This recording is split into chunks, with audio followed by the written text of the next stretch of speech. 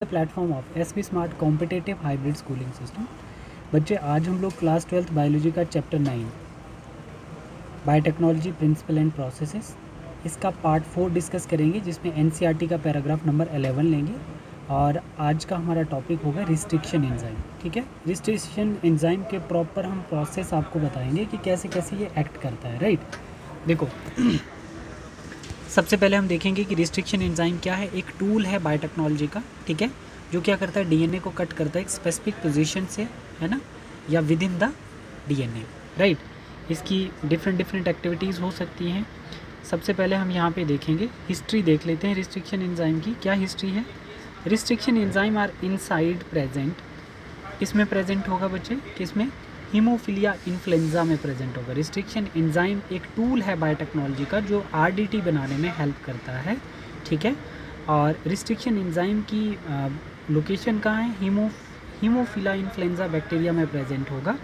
और इसका क्या रोल होता है, ये एक नेचुरल डिफेंस मैकेनिज्म है बैक्टीरियल सेल के अंदर, है ना, इसको डिजीज़ से प्रोटेक्ट करता है। राइट, ठीक है, टू प्रोटेक्ट फ्रॉम पैथोजेंस। ठीक है, अब देखो इसमें क्या होता है बच्चे, इसमें क्या होता है कि हम लोग पहले इसका पूरा मैकेनिज़्म पढ़ते हैं कि कैसे इसको ये जो हमारा रिस्ट्रिक्शन एंजाइम है प्रोटेक्ट करता है। देखो बच्चे, ये हमारे पास एक सेल आ जाता है, क्या है ये एक सेल है हमारे पास।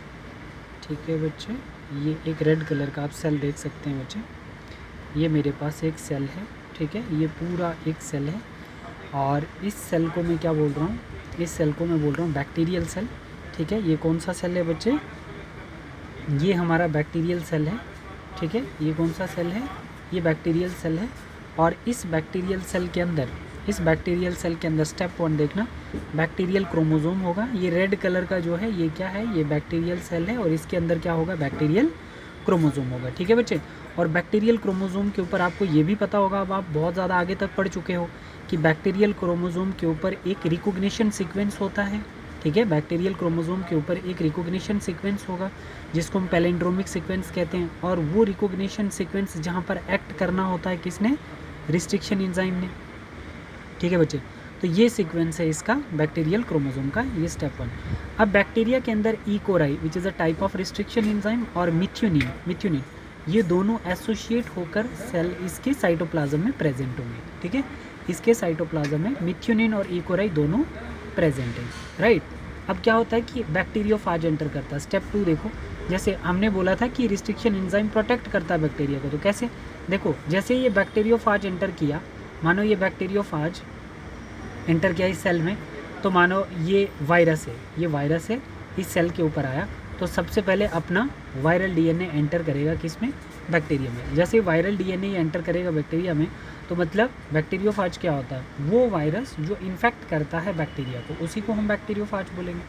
अब ये बैक्टीरियोफाज जो है कहाँ पहुँच गया बच्चे, आपके बैक्टीरियल सेल के अंदर। बैक्टीरियल सेल में ये वायरल डीएनए आ गया। अब वायरल डीएनए का भी बच्चे क्या हो सकता है, वायरल डीएनए का भी पैलिंड्रोमिक सीक्वेंस होगा, ये वायरल डीएनए का सीक्वेंस है। ठीक है, अब हम देख रहे हैं कि इसका ये वाला सीक्वेंस है वायरल डीएनए का, ये वायरल डीएनए का सीक्वेंस है। अब हम देख रहे हैं बच्चे कि जैसे ये वायरस एंटर करता है बैक्टीरिया के अंदर, तो वैसे ही मिथ्यूनिन और इकोराई जो पहले एसोसिएटेड थे ये डिसोशिएट हो जाएंगे, ये मिथ्यूनिन कहाँ जाके बाइंड हो जाएगा, ये मिथ्यूनिन इस बैक्टीरियल क्रोमोसोम के पैलिंड्रोमिक सीक्वेंस की रिस्ट्रिक्शन साइट पे। रिस्ट्रिक्शन सीक्वेंस क्या होता है, गाटक रिस्ट्रिक्शन सीक्वेंस है, बट रिस्ट्रिक्शन साइट वो होती है जहाँ से इसने क्लीव करना होता है। मतलब आपका ए और जी जो है बच्चे, वो क्या है, इसकी रिस्ट्रिक्शन साइट है। ए और जी क्या है, इसकी रिस्ट्रिक्शन साइट, एक इधर आ गया और एक इधर, और यहाँ पे आके मिथ्यूनिन बाइंड कर गया, यहाँ पे मिथ्यूनिन बाइंड गया, मतलब एडिशन ऑफ मिथाइल ग्रुप यहाँ पे हो गया है। अब जैसे ये यहाँ पे बाइंड हो गया, तो ई कोराई के लिए अवेलेबल साइट कौन सी बची, वायरल डीएनए की साइट बच गई ना बच्चे, वायरल डीएनए की रिस्ट्रिक्शन साइट बच गई, जी और ए, क्योंकि एंजाइम सेम है तो इनकी रिस्ट्रिक्शन साइट भी सेम होगी। तो रिस्ट्रिक्शन साइट जी और ए से अब कट कर देगा ये ई कोराई इसको। जैसे ई कोराई इसको कट कर देगा बच्चे, तो इसके 2 फ्रेगमेंट बन जाएंगे, यहाँ और यहाँ से कट गया तो इसके 2 फ्रेगमेंट बन गए, एक फ्रेगमेंट ये बन गया, एक फ्रेगमेंट ये बन गया। तो हम बोल सकते हैं restriction digestion of viral DNA.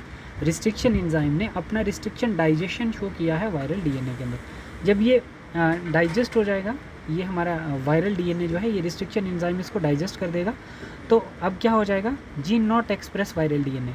तो ये जो वायरल डीएनए है ये अपनी जीन एक्सप्रेस नहीं कर पाएगा। जब जीन एक्सप्रेस नहीं कर पाएगा तो जीन से हमारा क्या बनता है, आरएनए से प्रोटीन बनते, अमाइनो एसिड नहीं बनेंगे। अगर अमाइनो एसिड नहीं बनेंगे तो protein to form kill bacteria. मतलब अब क्या होगा, अगर अमाइनो एसिड नहीं बने, है ना, not form protein to kill bacteria, तो अमाइनो एसिड नहीं बने तो वो प्रोटीन भी नहीं बनेंगे ना जिससे बैक्टीरिया मरना होगा, है ना। तो ऐसे बैक्टीरिया अपने आप को प्रोटेक्ट कर लेता है। समझ आ गया बच्चे आपको बात, ठीक है। और यहाँ पे क्या होगा, जैसे ही इसके साथ एडिशन हो जाएगी मिथाइल ग्रुप की, तो ये बैक्टीरियल डीएनए अपने आप को मॉडिफाई कर लेगा। तो बैक्टीरियल डीएनए अपने आप को कैसे मॉडिफाई करता है, जब वायरस बैक्टीरियल सेल में एंटर करता है, वो मैंने आपको बताया, ठीक है। ठीक है बेटा, अब देखो ये थोड़ा सा नोट आप याद रखोगे, when virus enter to bacteria meth and EcoRI separate हो जाते हैं, जो कि पहले एसोसिएट थे। Meth add to methyl group to bacterial DNA, when EcoRI separate they can't differentiate self and non self DNA, है ना। Methyl covered palindromic sequence to bacteria and available only कौन सा, वायरल डीएनए, है ना, viral DNA, ठीक। तो इकोराई cut कर देगा वायरल डीएनए को, और जब वायरल डीएनए कट हो जाएगा बच्चे तो उसको क्या बोलेंगे, रिस्ट्रिक्शन डाइजेशन बोलेंगे। और उससे वायरल डीएनए एक्सप्रेस नहीं कर पाएगा अपने जीन, जो जीन अमाइनो एसिड बनाए, अमाइनो एसिड नहीं बनेंगे तो उससे प्रोटीन नहीं बनेगी, वो प्रोटीन नहीं बन पाई जिससे बैक्टीरिया किल होना था। तो इसका मतलब बैक्टीरिया ने अपने आप को प्रोटेक्ट कर लिया बच्चे, है ना। ये चीज़ समझाने के लिए देखो कितना सा बताना ज़रूरी था आपको कि in year 1963 the two enzyme responsible for restricting the growth of bacteriophage. ये दो एंजाइम कौन कौन से, एक इकोराई और एक मिथ, है ना। इकोराई और मिथ दो एंजाइम जो हैं रिस्ट्रिक्ट करते हैं बैक्टीरियोफाज की ग्रोथ को इन एस्चेरिया कोलाई में, एस्चेरिया कोलाई ई कोलाई के अंदर, वेयर आइसोलेटेड, ठीक है, जहाँ से हम रिस्ट्रिक्टेड एंजाइम आइसोलेट करते हैं। One of these added methyl group to DNA, ठीक है, वन ऑफ दीज दोनों में से एक के ऊपर मिथाइल ग्रुप ऐड हो जाएगा, तो किसके ऊपर, बैक्टीरियल डीएनए के ऊपर मिथाइल ग्रुप ऐड हो जाएगा। While the other cut DNA, other cut DNA का मतलब हो गया कि अब जो इकोराई होगा तो उसके पास अवेलेबल साइट कौन सी बची, वायरल डीएनए की, तो वायरल डीएनए को कट कर देगा उसकी रिस्ट्रिक्शन साइट से, ठीक है। रिस्ट्रिक्शन साइट ई कोलाई के डीएनए में मास्क कर दी, बाइंड कर दी, किसने, मिथ ने, है ना, मिथाइल ग्रुप ने, ठीक है। और अवेलेबल साइट किसकी बची, अवेलेबल साइट वायरल डीएनए की बची, जिसको जाके कट कर देता है आपका EcoRI. The latter was called restriction endonuclease, इसी को हम क्या बोलते हैं, रिस्ट्रिक्शन एंडोन्यूक्लियस बोलते हैं, ठीक है बच्चे। तो ये बहुत इंपॉर्टेंट था जो मैंने आपको बताया, ठीक है। अब हम लोग देखते हैं 11th पैराग्राफ हो गया, अब हम लोग 12th पैराग्राफ देखेंगे। 12th पैराग्राफ में क्या बताया, सबसे पहले देखना, सबसे पहले इसको देखो आप लोग। हाइंड टू जो है क्या है, रिस्ट्रिक्शन एंजाइम है बच्चे, ठीक है। एक्सट्रैक्ट आउट कहाँ से, किसने किया है, एराबर, नाथन एंड स्मिथ, 3 साइंटिस्ट ने एक्सट्रैक्ट किया है हीमोफिलस इन्फ्लुएंजा बैक्टीरिया से, ठीक है। इसका क्या काम था रिस्ट्रिक्शन एंजाइम का, इसके अंदर रिस्ट्रिक्शन एंजाइम बहुत सारे टाइप के हो सकते हैं ना, इकोराई 1, हाइंड 2, बैम 1, साल 1, बहुत सारे टाइप के रिस्ट्रिक्शन एंजाइम हैं जो कहाँ से एक्सट्रैक्ट किए जाते हैं बच्चे, बैक्टीरिया से एक्सट्रैक्ट किए जाते हैं, ठीक है। अगर डिफरेंट रिस्ट्रिक्शन एंजाइम हैं बच्चे तो उनकी डिफरेंट रिकॉग्निशन साइट भी हो सकती है, ठीक है। तो अब बोल रहा है कि जैसे हाइंड 2 भी हमने एक्सट्रैक्ट किया बैक्टीरिया से, हीमोफिलस इन्फ्लुएंजा से, ठीक है। तो अब देखो किसने, इन साइंटिस्ट ने किया इसको एक्सट्रैक्ट, ठीक है। तो इस रिस्ट्रिक्शन एंजाइम का बैक्टीरिया के अंदर क्या काम है, ये पैथोजन को डाइजेस्ट करेगा, है ना, डिजीज़ काज होने से अपने आप को प्रोटेक्ट करेगा। हाइंड 2 की हम फुल फॉर्म देख लेते हैं। हाइंड 2 क्या है, पहले ये देखो, H stands for haemophilus, IN stands for influenza, D stands for strain, where obtain more restriction enzyme, मतलब D क्या है, वो बैक्टीरियल स्ट्रेन जहाँ से हम रिस्ट्रिक्शन एंजाइम को ऑब्टेन करते हैं, और सेकंड जो है ऑर्डर ऑफ डिस्कवरी, ठीक है। देखो हाइंड 2 क्या है बच्चे, आपका रिस्ट्रिक्शन एंजाइम है। तो ये H किसको रिप्रेजेंट करता है, जीनस नेम को रिप्रेजेंट करता है, क्या नाम है उसका, हीमोफिलस, ठीक है। IN किसको रिप्रेजेंट करता है, IN species name, that is influenza, क्या है, इन्फ्लुएंजा, ठीक है। और D that is strain of bacteria, जहाँ से हम रिस्ट्रिक्शन एंजाइम को एक्सट्रैक्ट करते हैं। और सेकंड आ गया ये हमारा रोमन लैंग्वेज में लिखा हुआ है, second that is order of identification, मतलब कब हमने रिस्ट्रिक्शन एंजाइम को इस बैक्टीरिया से एक्सट्रैक्ट किया है, ठीक है। अब देखो ये आपको पता चल गया बच्चे। अब इधर मैंने आपको एक पॉइंट बताना है यहाँ पे। मानो जैसे इकोराई है, इकोराई क्या है, restriction enzyme, Hind 2 restriction enzyme, Bal 1 restriction enzyme, EcoRI 4 restriction enzyme. ये सब रिस्ट्रिक्शन एंजाइम, मतलब बैक्टीरियल स्ट्रेन से more than 1000 restriction enzyme extract किए जा सकते हैं। बट मानो अगर ई कोलाई रिस्ट्रिक्शन एंजाइम है, cut only palindromic sequence, cut only palindromic sequence is गाटक, ठीक है, कहाँ से कट करेगा, सिर्फ गाटक से ही कट करेगा। अब अगर हाइंड टू रिस्ट्रिक्शन एंजाइम है तो इफ इसका डिफरेंट पैलिंड्रोमिक सीक्वेंस होगा, गाटक नहीं होगा इसका पैलिंड्रोमिक सीक्वेंस। बाल1 है तो इसका रिस्ट्रिक्शन एंजाइम, बाल1 रिस्ट्रिक्शन एंजाइम है तो इसका डिफरेंट पैलिंड्रोमिक सीक्वेंस होगा, मतलब जो ये होगा इससे डिफरेंट होगा वो। और इक्वाराई 4 जो है इसका डिफरेंट पैलिंड्रोमिक सीक्वेंस इन तीनों से मैच नहीं करेगा, ठीक है बेटा। अब मानो जैसे मैं यहाँ पे बता रहा हूँ, मेरे पास एक एंजाइम है, रिस्ट्रिक्शन एंजाइम कौन सा है, इक्वाराई 1 है ना, नॉमेनक्लेचर आपको पता ही है। अब इसमें ये डीएनए का स्ट्रैंड है, एक लॉन्ग डीएनए का स्ट्रैंड आ गया, एक ये और एक ये, हम बोल रहे हैं 5 to 3 प्राइम है और ये 5 to 3 प्राइम आ गया, है ना, एंटी पैरेलल डीएनए स्ट्रैंड। अब देखो ई कोराई का रिकॉग्निशन सीक्वेंस कौन सा है डीएनए के ऊपर, गाटक, ठीक है, गाटक। और रिस्ट्रिक्शन साइड जी और ए, रिस्ट्रिक्शन साइड ए और जी के बीच में रिस्ट्रिक्शन साइड है, ठीक है, ये दोनों में डिफरेंस है बेटा। अब आप बोलोगे कि ये जो है ये ई कोराई का रिकॉग्निशन सीक्वेंस है, नहीं बच्चे, हो सकता है हाइन 2 का हो सकता है ना, क्योंकि 6 डिजिट्स हैं, वो तो बाद में पता चलेगा, बट 6 डिजिट से कम वाला कभी भी रिकॉग्निशन सीक्वेंस नहीं होता, ठीक है, ये नहीं हो सकता है, ये हो सकता है, ये हो सकता है, बट ई कोराई का कौन सा है, गाटक है, ई कोराई का कौन सा है बच्चे, गाटक है। ये वाला जो है बेटा, ये वाला जो है ये ई कोराई का है, बट हम यहाँ पे हाइन 2 का नहीं लगा सकते, हाइन 2 का नहीं लगा सकते, हाइन 2 का नहीं लगा सकते, ठीक है बच्चे। हो सकता है हाइन 2 का ये होगा, वो तो आगे देखेंगे, बट याद रखना हर एक रिस्ट्रिक्शन एंजाइम का अपना अपना रिकॉग्निशन साइट होता है, ठीक है बेटा, ठीक है। अब पढ़ो ज़रा इसको, अब पढ़ो ज़रा यहाँ पे, इसको थोड़ा सा पढ़ लेते हैं, इसको पढ़ लेते हैं। देखो, the convention for naming these enzyme is the first letter of the name come from the genus. देखो फर्स्ट लेटर, मानो इन्होंने एग्जाम्पल क्या ली है, ई कोराई की एग्जाम्पल ली है, तो ई कोराई जो रिस्ट्रिक्शन एंजाइम है उसका फर्स्ट लेटर क्या है, जीनस है।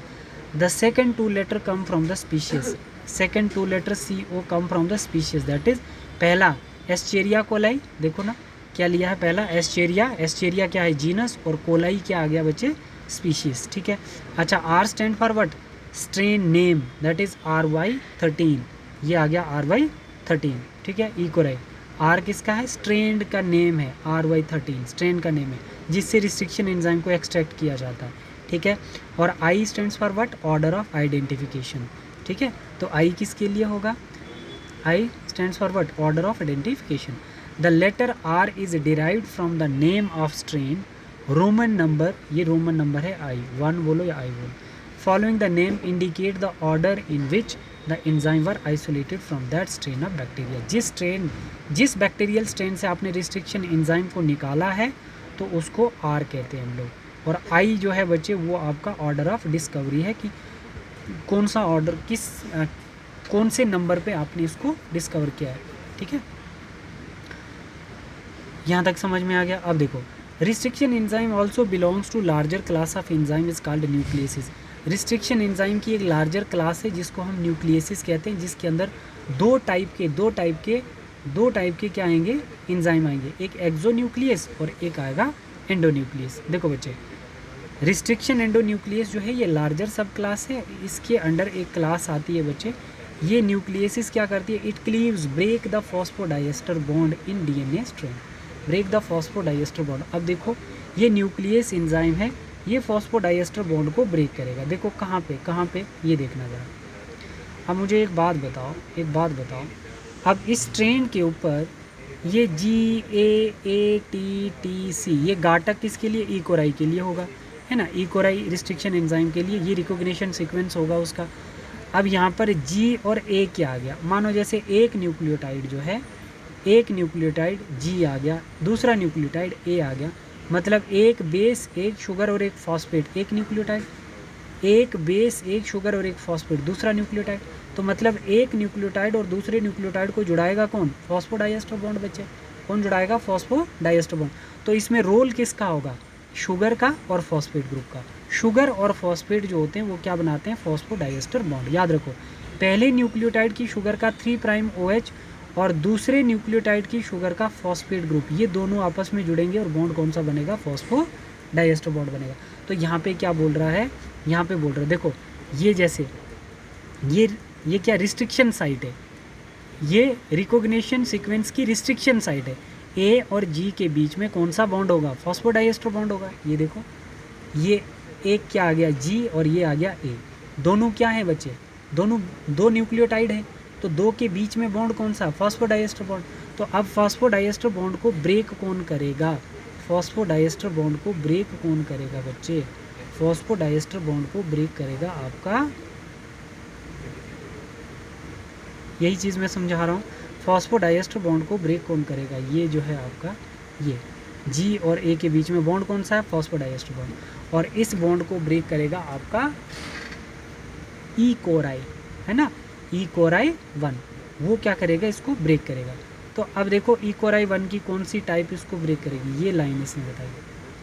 न्यूक्लियसिस क्या करता है बच्चे, it cleaves break the phosphodiester bond in DNA strand, DNA strand के ऊपर क्या होगा, यहाँ पे टी ऐसा करके होगा, तो इसके बीच में जो बॉन्ड होगा, है ना, इसके बीच में जो बॉन्ड होगा वो कौन तोड़ेगा, बॉन्ड कौन सा होगा, फॉस्फोडाइएस्टर बॉन्ड, और ब्रेक कौन करेगा, न्यूक्लियसिस।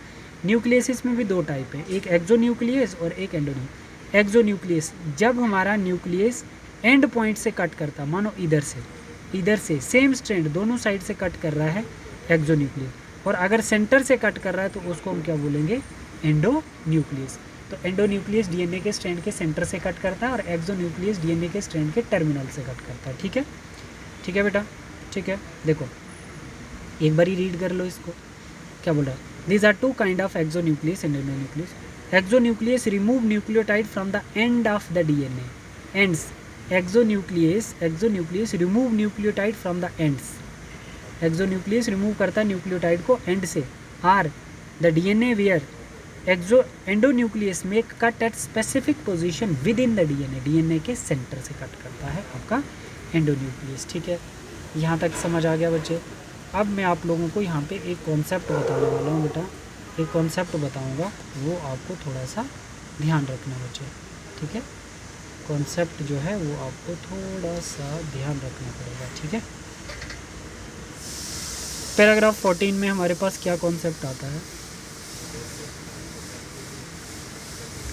मान लो पहले हमने ये डायग्राम देखनी है, हमने पूरा डीएनए का सीक्वेंस देखा, देखो हमने ये पूरी डीएनए की लेंथ देखी है बच्चे, और हमने किसके respect, step formation of recombinant DNA by the action of restriction enzyme.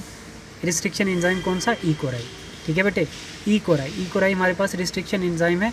तो ये डीएनए को कैसे कट करता है पहले मैं आपको समझा देता हूँ, फिर उसके बाद आप देखो। ये डीएनए का स्ट्रैंड है, एक 5 to 3 है और दूसरा ये 5 और ये 3, इधर और इधर। ठीक, इसके ऊपर ये लिखी हुई वर्ड्स हैं, ये नाइट्रोजीनियस बेसिस हैं। ठीक है बच्चे, तो ई कोराई का जो रिकॉग्निशन सीक्वेंस है वो कौन सा, गाटक है, सबको पता है वो गाटक है रिकॉग्निशन सीक्वेंस। और इसकी रिकॉग्निशन साइट कौन सी है, एजी रिकॉग्निशन साइट है।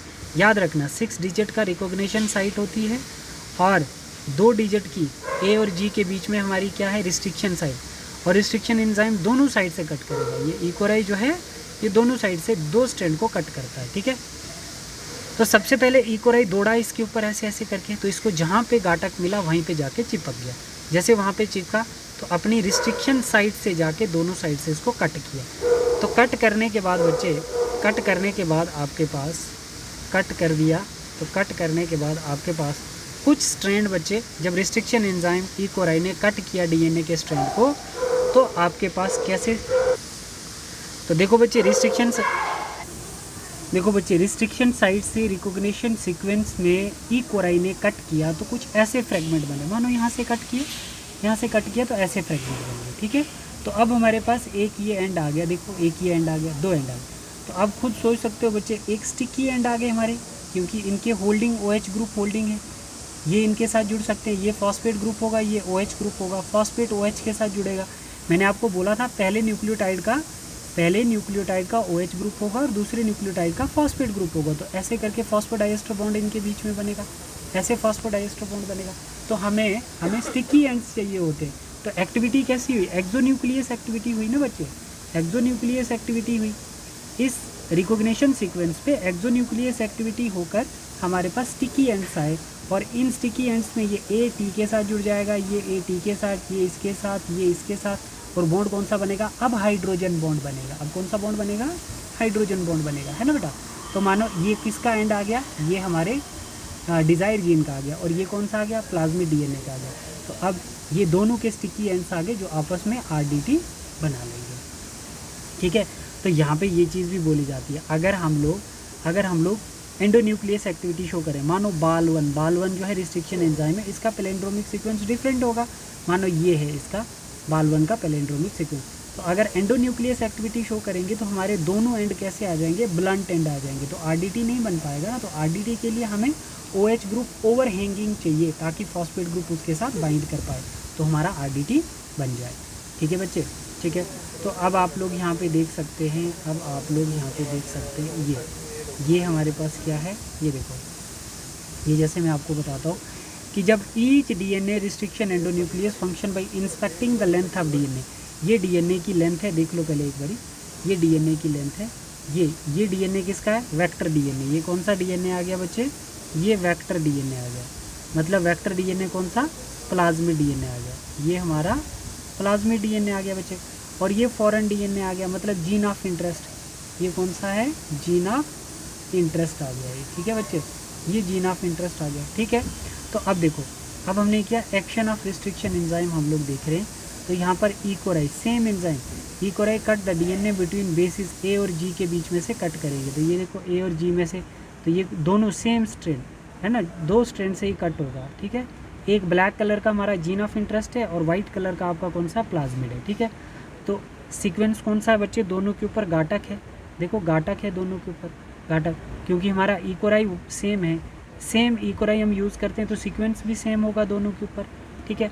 तो जब हमने कट किया बच्चे, तो देखो ऐसा जैसा आगे स्टिकी एंड्स आगे बच्चे, ऐसे स्टिकी एंड्स आगे, तो ये जब स्टिकी एंड्स हैं बच्चे, तो DNA fragment join to sticky ends with the help of ligase. अब लाइगेस की हेल्प से हम इनको जुड़ाएंगे, देखो ए टी के साथ जुड़ जाएगा, ये ए टी के साथ, ये टी ए के साथ, ये टी ए के साथ, तो ये हमारा क्या हो गया बच्चे, डीएनए फ्रेगमेंट जुड़ गए with the help of ligase, और बन गया हमारा रिकॉम्बिनेंट डीएनए, ठीक है। देखो अगर हम इसको रीड करें, मतलब जब restriction endonuclease function by inspecting पूरे इस पे रन करेगा, है ना, रिस्ट्रिक्शन एंजाइम कौन सा, EcoRI, the length of the DNA sequence once it find its specific recognition sequence, जब एक बार इसको क्या मिल जाएगा, उसका specific recognition sequence, it will bind to that, है ना, तो ये वहाँ पे जाके बाइंड कर जाएगा डीएनए के साथ, and cut each of the 2 strand, दोनों स्ट्रैंड को कट करेगा, देखो यहाँ से भी और यहाँ से भी, ठीक है। अब the double helix at the specific point in their sugar phosphate backbone, sugar phosphate backbone को, मतलब इनके बीच में कौन सा बॉन्ड होगा, फॉस्फो डाइएस्टर बॉन्ड होगा। फिगर 9.1 में देख रहे हैं, each restriction endonuclease recognize the specific palindromic nucleotide sequence in the DNA, ठीक है, ठीक है बच्चे। तो ये आपने देखा। अब यहाँ पे आप लोग देख लो थोड़ा सा, अब यहाँ पे देखो, do you know what palindromes are, आप लोग जानते हैं पैलेंड्रोम्स क्या होता है, the group of letter that have some words when read both forward and backward, both forward and backward, हम इधर से आगे, जैसे मैडम है, इधर से पढ़ो या इधर से पढ़ो, दोनों की reading orientation, for example Malayalam NCERT कहती है, दोनों की रीडिंग ओरिएंटेशन सेम होनी, इधर से रीड करो या इधर से रीड करो, ठीक है। As against a word palindrome where the same word is read in both direction, ठीक है।